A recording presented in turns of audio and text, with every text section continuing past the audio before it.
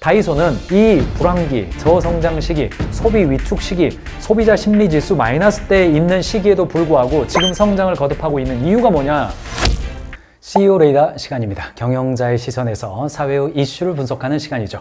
오늘은 다이소는 어떻게 잘 됐을까? 올리브영 말고 다이소 갑니다 라는 소비자들의 이야기가 나옵니다. 1000원 샵으로 시작했던 다이소, 국민 가게가 되어 있죠. 이제 정말 안 파는 게 없다라는 이야기가 나옵니다. 다이소 가면 이거 꼭 사세요. 이런 말 나오면 벌써 사회적으로도 이슈가 되었다. 다이소 기미관리템, 다이소 영양제 리뷰, 약사인 제가 직접 확인해 보겠습니다. 아니 무슨 약사회에서 다이소 들어간 업체 불매운동 한다더니 다이소 가보면 이제 국민가게라는 닉네임이 붙었습니다. 그도 그럴 것이 2023년 기준 서울을 비롯한 수도권의 685개를 비롯해서 전국 매장 1519개입니다. 이게 무슨 맥도날드도 아니고 다이소입니다. 다이소가 전국에 1500개 2023년에 돌파를 했고요. 2024년 매출 기준 3조 9천억 689억입니다. 아니 지금 이 코로나 상황에서 오프라인 매장 다 죽어가고 자영업자들, 소상공인들 어려워지고 오프라인 비즈니스 다 어려워지고 온라인으로 다 주문하는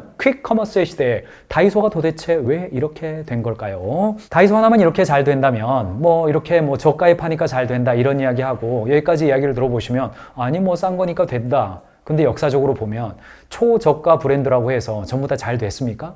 그렇지 않습니다. 그런 점에 있어서 다이소의 향후의 향배가 굉장히 관심이 가는 겁니다. 일본 다이소 싼교에 납품하던 박정부 팀장이었죠. 그 팀장이 일본에다 납품을 하다가 그 모델이 한국에서도 잘 적용될 것 같으니까 한국에서 다이소라는 이름으로 나도 한번 해보겠습니다 라고 해서 그 브랜드 사용권을 받아서 국내 토종 기업입니다. 초기에는 다이소에 로열티도 주고 그렇게 했습니다만 다 정리가 되었죠. 지금은 일본 다이소와 무관한 아성 다이소 박정부 회장의 브랜드가 되겠습니다. 투자한 이후로도 일본이 한국에 투자를 했습니다만 일본은 한국 기업의 경영에 개입하지 않기로 하고 사명 변경과 관련한 로열티를 받진 않았다라고 이야기가 나옵니다. 2023년 12월 일본 지분 34.21%를 인수해서 아성 지분율 84.23%를 기록하면서 이제는 한국 토종 기업으로 명실공히 완전히 독립이 되어 있습니다.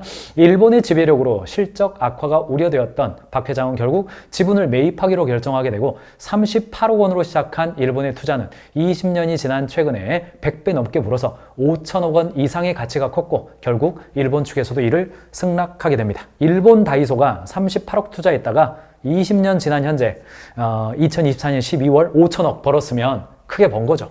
그러면은 손털만 하지 않습니까? 그래서 현재 아성 다이소는 순수 국내 브랜드가 되었습니다. 일본과의 관계를 청산하면서 우리나라 토종 기업으로서의 위치를 잡았고 국민 생활용품점으로 입지를 강화할 계획을 밝혔는데 그 결과 4년간 2조 원을 유지하던 매출이 2023년 3조 원 돌파했고 2025년 4조 원 거의 확실하게 돌파할 것으로 예상되고 있는 겁니다.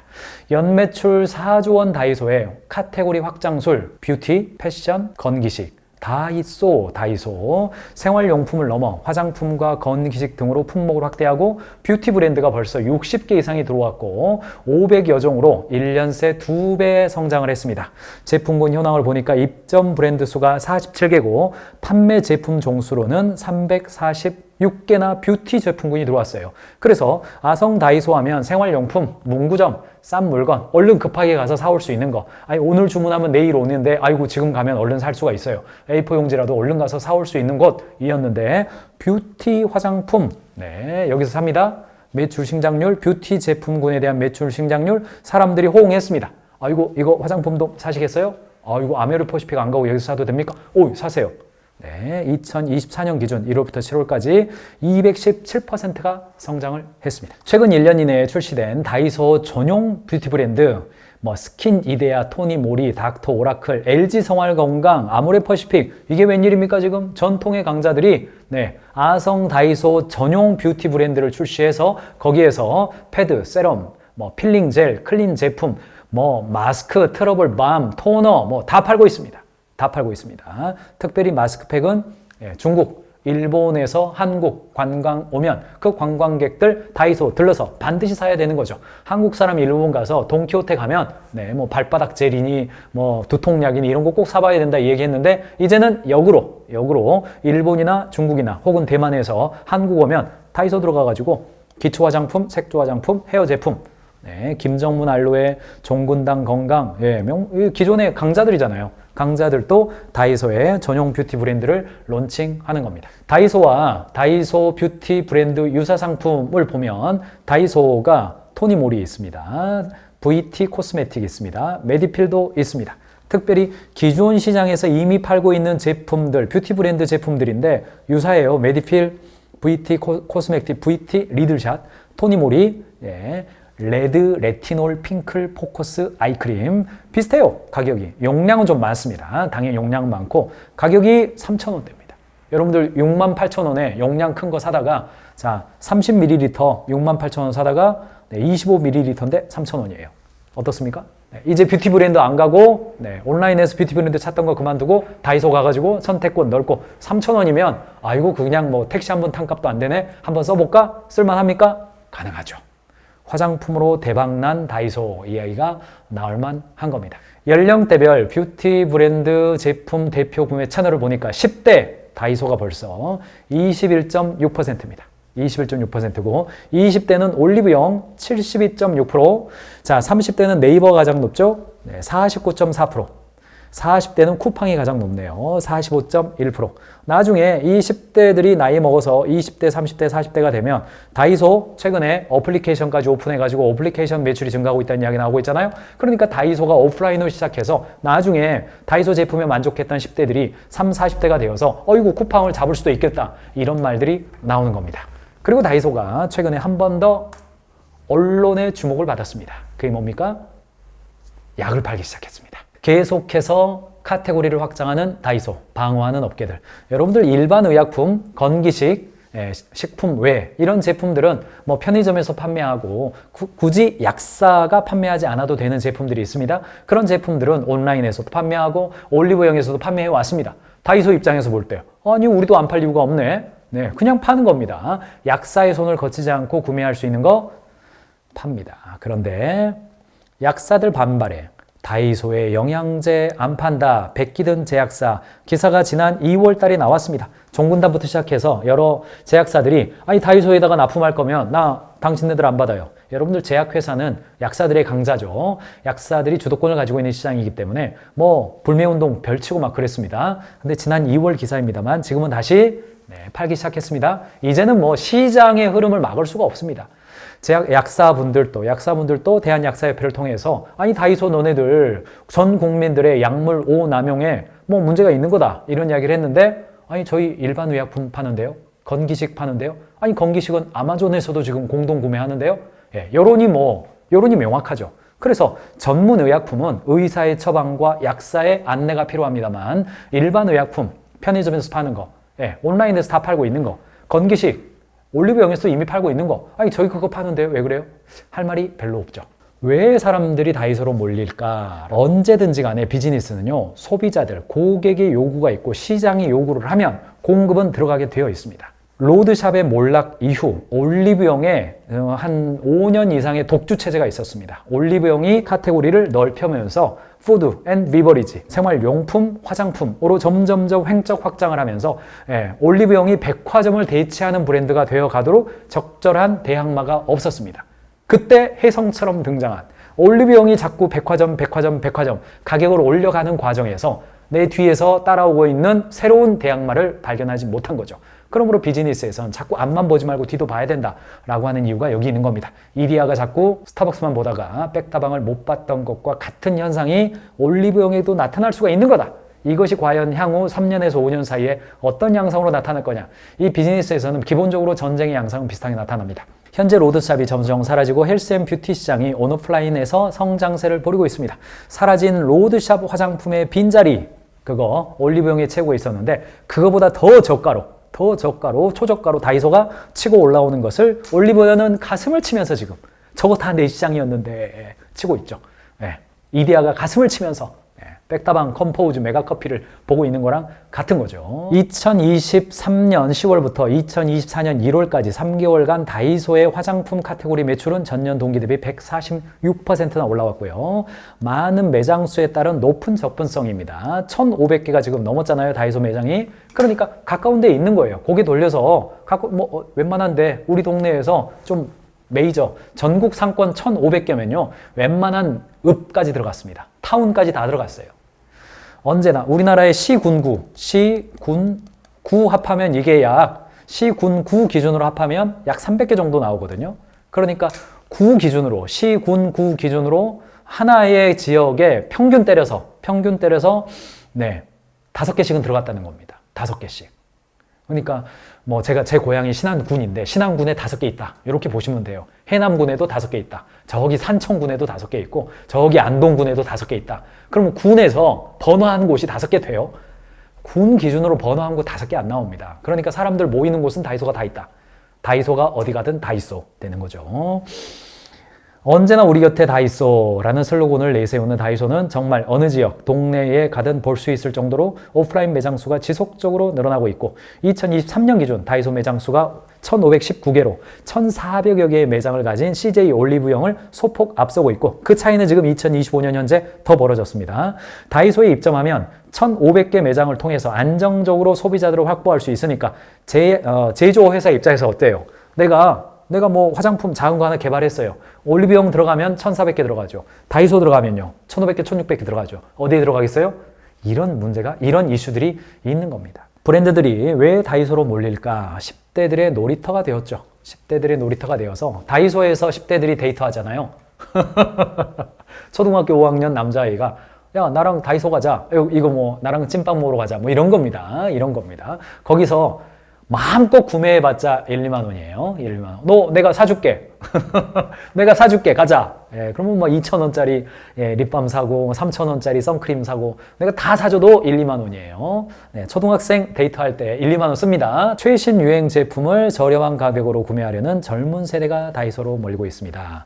화장을 처음 하는 청소년들이 다이소를 통해 브랜드를 접할 가능성이 높기 때문에 미래 고객 확보 차원에서 이들에게 익숙한 채널에 들어가는 게 필수적이라고 생각합니다. 다이소 입점의 중요성을 강조했다.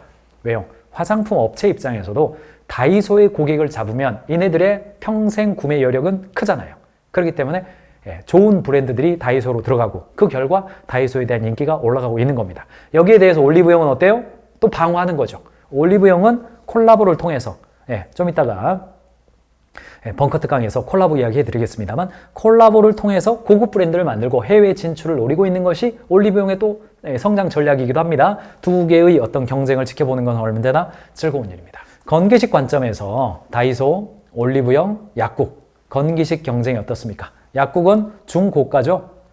약국에서 건기식 하나 사려면 2, 3만 원 정도 됩니다. 올리브영은 만 원에서 3만 원대입니다. 그런데 다이소가 이게 한 7,000원, 8,000원 이렇게 때린 게 아닙니다. 3,000원에서 5,000원이에요. 가격 격차가 확 나는 거죠. 그러니까 확실히 고객들을 차별화를 했기 때문에 성장할 가능성이 있다라고 보는 겁니다. 약국과 올리브영은 경쟁이 치열합니다. 이게 비슷해요, 이게. 그런데 다이소는요, 다른 시장을 열고 있어요. 그래서 사람들이 몰리게 되는 겁니다. 초저가, 소포장, 제약사 협력해요. 자, 약국에 가가지고 비타민C 제품 하나 사려면 웬만한 거 3만 원에서 5만 원 정도 되죠. 근데 보니까 한 3개월 먹을 분량이에요. 그러면 여러분들 집에 주방 앞에 이렇게 테이블 있죠. 거기 앞에 이렇게 약봉투, 건기식, 미네랄, 비타민C, 종합비타민, 센트리움 이런 거 없는 집이 없어요. 다 갖다 놨어요. 그런데 그거 여러분들 솔직히 이야기해 보세요. 그 3개월 먹을 분량 사놓고 얼마나 먹고 유통기한 끝날 때까지 그냥 놔둡니까? 있죠. 사람들이 경험했어요. 그런 조사 다이소가 안 했을 턱이 없죠. 다 조사한 겁니다. 그래서 초저가 소포장 제약사예요. 다이소에서 그냥 15일치 사는 거예요. 15일치 사가지고 다 먹고 그 포장지를 버리는 즐거움. 내가 다 먹었다. 이런 게 있는 겁니다. 제약사와 직접 협력하고 대량 발주 시스템을 가지고 있습니다. 유통, 포장 최소화하고 대량 생산을 해요. 소비자 반응, 가성비, 접근성, 품질. 이렇게 있는 겁니다. 3,000원짜리 비타민C 먹으면서 아 이거 괜찮은가? 이런 느낌이 있지만은 먹어보니까 괜찮아. 그러면 더 사는 거고 아니다. 역시 그래도 약국에서 먹어야지. 그러면 떠나가게 되는 겁니다. 아모레퍼시픽 관계자는 아모레퍼시픽은 고객이 있는 곳을 간다라는 원칙 하에 초저가 시장을 공략하기 위한 전략을 모색했다. 국내 초저가 시장을 대표하는 다이소에 우선 진출해서 경험과 데이터를 축적하며 향후 시장 확대를 대응하고 있다. 여러분들 아모레퍼시픽과 LG생활건강은 대한민국 뷰티 브랜드를 이끌고 있는 전통의 강자 아닙니까? 아모레퍼시픽 태평양 화장품 그 전신이잖아요. 그곳은요 전통의 강자예요. 이게 참 좀 센 표현이자면 샤넬이 프랑스에 있는 샤넬 브랜드가 유럽에 있는 알디, 좀 이따도 말씀드리겠습니다만 초저가 판매하는 그런 곳이거든요. 땡처리하는 곳이에요. 샤넬 제품이 땡처리하러 알디로 들어가는 게 아니라 샤넬이 초저가 브랜드를 만들어가지고 알디에 들어갔다. 그러면요 프랑스에서는 아마 샹젤리제 거리에서 무슨 짓이냐 도대체 샤넬 너네들 정신 차려라. 그런 짓 좀 하지 말아라. 쪽팔린다. 이런 이야기 할 가능성이 있죠. 파리쟁들 그런 말 할 수가 있습니다. 그런데 대한민국의 뷰티 브랜드 선두주자 LG생활건강도 있기 때문에 투톱이 아모레퍼시픽이 어디로 들어가요? 초저가 시장 3,000원짜리 5,000원짜리 마스크팩 만들어가지고 다이소에 들어가는 거예요. 왜요?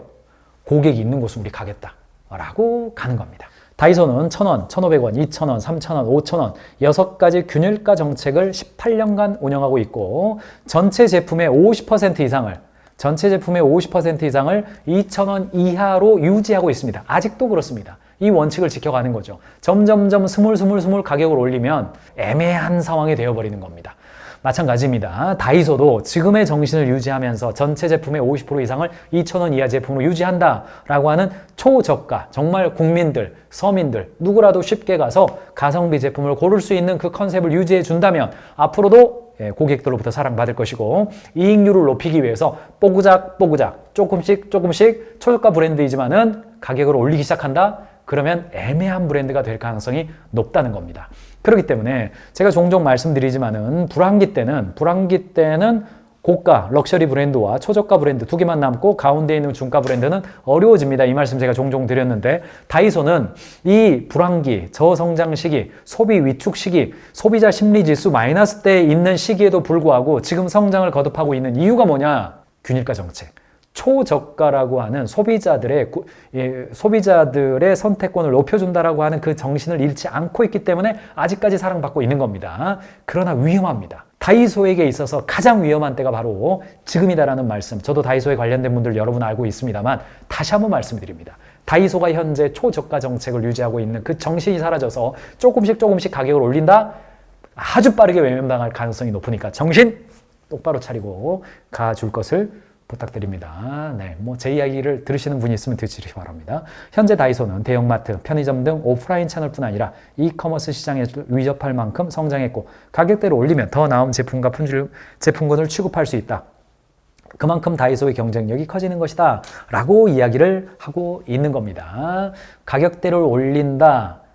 가성비가 더 좋아야 됩니다. 동일하게 좋을 뿐 아니라 훨씬 좋아져야 된다. 이거 놓치면 모든 것을 놓치는 것이다 라는 이야기를 제가 반복해서 드립니다. 많은 비즈니스 평론가들은 다이소의 성공 요소에 대해서요 너무나 명확합니다. 이거 두말할 여지가 없습니다. 균일가 정책, 상품의 다양성, 원가 정감, 박리담회, 매장 확대, 오프라인 진출, 브랜드 관리, 소비자 트렌드를 선도함 이런 여러 가지 요소들이 복합적으로 작용하고 있기 때문에 성공적으로 가고 있다라는 이야기입니다. 다이소의 박정무 회장님은 지금도 직접 물건 들고 2,000원 들고 그냥 무작위로 사람들 찾아가서 2,000원 받으실래요? 이 물건 받으실래요? 둘 중에 하나 선택해 주세요.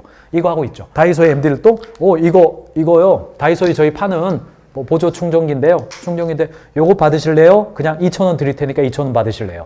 둘 중에 선택해서 2,000원을 가져간 사람이 많다? 이거 매장 출시 못합니다. 매장 출시 못해요. 그만큼 소비자들의 선택권을 강화해 주려고 노력을 하고 있는 겁니다. 해외는 이런 게 없냐? 있습니다. 해외도 아까 말씀드렸습니다만 일본 다이소죠. 100엔 샵 모델이죠. 우리나라는 1,000원이죠. 1,000원 샵 모델로 시장을 평정을 했고 2024년 기준 일본 내 백엔샵 점유율 60%를 차지하면서 13년 연속 성장세를 이어갔다고 합니다. 300엔샵 프리미엄 브랜드 다각화 글로벌 진출하고 있지만은 부침이 있는 것도 사실입니다. 그래서 업무 슈퍼다라고 하는 관점으로 식품 중심 슈퍼마켓으로 박리담회 PB 브랜드의 개발, 프랜차이즈 확장, 원가 절감에 집중해서 1000개가 넘는 매장을 운영하면서 빠르게 성장을 하고 있습니다. 일본 다이소, 일본 1000개, 한국은 1500개. 그렇죠? 이제 조금 한국이 더 중심이 되었다라고 볼 수가 있겠습니다. 이제 전 세계인들은 다이소 하면 한국 다이소를 떠올려야 될런지도 모르겠습니다. 유럽에서는 알디가 아주 이제 대표적인 초저가 잡화점이라고 불러야 됩니까? 유럽판 다이소로 불리는 거죠. 알디. 유럽 사람들은 아시아판 알디가 다이소다. 이렇게 말하겠죠. 이렇게 말하겠습니다. 초저가 정책을 사용하고 있습니다. 그래서 가격 경쟁력을 극대화하면서 미국에 가도 알디 있습니다. 유럽이 알디고 미국에도 일부 알디가 있습니다. 비슷한 브랜드인 거고요. 그 다음에 플라잉 타이거 덴마크 브랜드, 액션 네덜란드 브랜드, 헤마 네덜란드 브랜드, 유럽의 저가 생활용품 브랜드들 여러 가지 있다라고 보시면 되겠습니다. 같은 컨셉입니다. 미국에는 이제 달러 제네럴, 달러 트리, 파이브 빌로우 이런 브랜드들이 다이소와 비슷한 컨셉으로 있다라고 보시면 되겠습니다. 동시에 할인마트에서 미국 가면 타겟, 로스, 마샬 이런 데들 샌프란시스코나 뉴욕이나 LA에 가보면 그런 브랜드들이 있고 한국 사람들 가면 그런 데 가서 땡처리하는 그런 브랜드들 이른바 이름 있는 브랜드들도 거기 가보면 굉장히 10% 가격 경우에 따라서는 5% 가격으로 사기 때문에 한국에서 출장을 가거나 그러면 돌아오기 전날 밤에 그런 데 들러서 물건 산 다음에 아울렛까지는 못 나가고 도심에 있는 그런 브랜드 가가지고 사오기도 하잖아요. 있습니다. 달러 제네럴, 달러 트리, 베스 앤 바디웍스 이런 브랜드들도 있고요. 해외에도 초저가 브랜드는 있다 이렇게 보시면 되겠습니다. 한국 다이소는 여러 가지 브랜드가 있기는 합니다만 초저가, 균일가, 상품 다양화와 빠른 신상품이고 전국 물류망 대량 구매를 하고요. 오프라인, 온라인, MZ를 타겟으로 해서 트렌드를 반영해서 가성비와 대중성을 가지고 있다. 다른 유럽에 있는 브랜드, 미국에 있는 브랜드 대비해서 뭐가 좀 다르냐? 트렌드를 선도하는 제품을 별도로 만들어가고 있다. 라고 하는 지점들 기억해 보시면 되겠습니다. 기업의 역사 속에서 수많은 초저가 브랜드들의 성쇠를 우리는 경험하고 있습니다. 초저가 브랜드의 경쟁력은 일관성에서 옵니다. 소비자들의 지갑 사정을 내가 생각해 주겠다라고 하는 그 일관성입니다. 다이소 역시 지금의 성장기를 경험했는데 향후에 가격을 올리지 않고 그 품질을 지속적으로 유지하느냐. 기업은 운영하다 보면 원가가 올라가게 되어 있습니다. 직원들도 이제 돈 좀 벌었으니까 직원들 월급도 좀 더 줘야죠. 투자를 하고 미래를 위한 준비도 해야죠. 기업 운영의 판관 비용은 점점점 올라가게 되어 있습니다. 또한 조직이 커지면요, 사회가 바라보는 그 관점도 좀 달라집니다. 이제 대기업으로서의 윤리적인 혹은 사회적인 책임을 요구받게 되어 있습니다. 그러는 과정에서 조직 내에 검증해야 될 것들, 사내 통제 시스템들, 사회적으로 커뮤니케이션하는 비용들이 증가하게 되어 있는 거죠. 스태프 비용들도 증가하게 될 겁니다. 그러면 그게 어떻게 됩니까? 가격에 반영돼요. 그렇다 보면 애매한 가격으로 또 올라가게 되어 있습니다. 그런 어떤 필연적인 조직 내의 비용이 올라가는 그 문제를 어떻게 해결하고 다이소가 국민가게라고 스스로 지칭한 것처럼 대한민국 사람들의 지갑을 아껴주는 그런 브랜드로 계속해서 성장해 나갈 수 있을지 지켜보겠습니다. 경영자의 시선에서 사회의 이슈를 분석하는 시간, CEO 레이더 시간. 오늘은 다이소는 어떻게 잘 되고 있는 걸까? 올리브영 말고 다이소 갑니다 라고 말하는 사람들은 왜 가는 걸까에 대해서 이야기를 했습니다. 바로 이어서요, 오늘의 벙커 특강 주제는 내세울 게 없어도 돈 벌리게 하는 방법. 이거 모르고 콜라보하면 돈만 버립니다. 콜라보레이션이 불황기에 활력을 모색하는, 불황기에 매출을 올리는 중요한 수단으로 자리매김하고 있습니다. 경영 지식 하나 보시고 계속해서 이어가겠습니다.